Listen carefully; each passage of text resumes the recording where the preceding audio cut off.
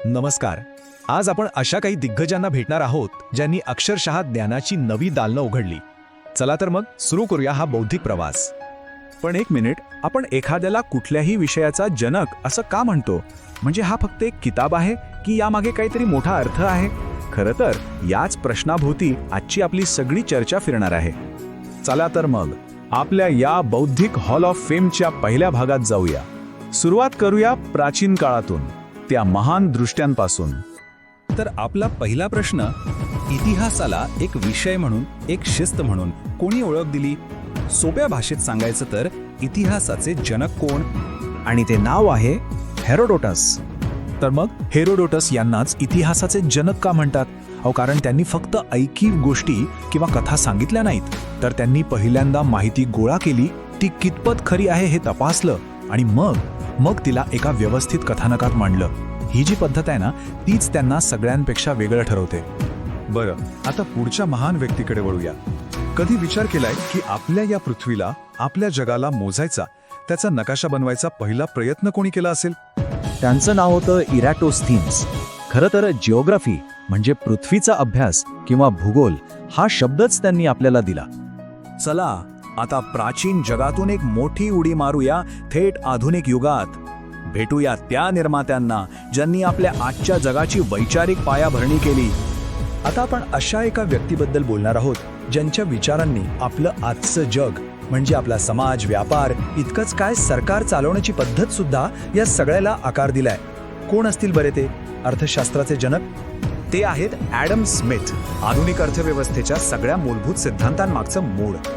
Adam Smith यांचे खूप प्रसिद्ध वाक्य आहे जे त्यांच्या विचारांचं सार सांगतं. ते म्हणतात की आपल्या ताटात जे जेवण येतं ना, ते काही खाटीक किंवा बेकरच्या दयाळूपणामुळे येत नाही, तर ते त्यांच्या स्वतःच्या स्वार्थाची काळजी घेतात म्हणून मिळतं. किती इंटरेस्टिंग विचार आहे नाही का? म्हणजे स्मिथ यांच्या मते सगळी अर्थव्यवस्था ही वैयक्तिक स्वार्थावर चालते आणि गंमत म्हणजे हेच समाजासाठी नकळतपणे फायद्याचं ठरतं. ठीक आहे, आता अर्थशास्त्रातून थेट तंत्रज्ञानाकडे जाऊया. विचार करा, आज आपण ज्या मशीन्स वापरतो त्यांना प्रोग्राम करण्याची कल्पना ही सगळ्यात आधी कोणाच्या डोक्यात आली असेल?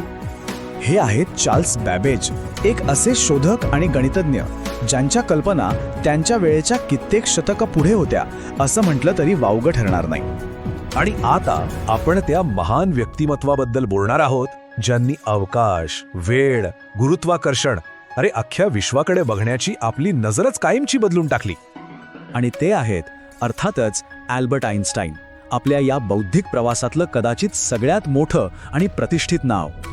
त्यांचं हे एकच समीकरण E=mc², विज्ञानावर त्यांनी केलेल्या क्रांतिकारक बदलांचं प्रतीक आहे. विचार करा, या एवढ्याशा समीकरणात किती मोठं रहस्य दडलंय. कमाल आहे का?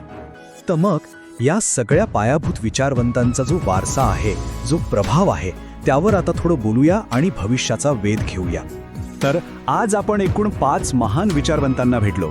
इतिहासाचे जनक म्हणून हेरोडोटस, भूगोलाचे इरॅटोस्थीन्स, अर्थशास्त्राचे ॲडम स्मिथ, संगणकाचे चार्ल्स बॅबेज आणि भौतिकशास्त्राचे अल्बर्ट आइन्स्टाईन. खरंच या प्रत्येकाने जगाकडे बघण्याचा आपला दृष्टिकोनच पूर्णपणे बदलून टाकला. आणि यामुळेच एक खूप महत्त्वाचा प्रश्न उभा राहतो. आजच्या काळात म्हणजे आर्टिफिशियल इंटेलिजन्स, जेनेटिक इंजिनिअरिंग किंवा स्पेस कॉलनायझेशन यांसारख्या अगदी नवीन क्षेत्रांचे जनक कोण आहेत किंवा कोण असू शकतील? विचार करण्यासारखी गोष्ट आहे नाही का?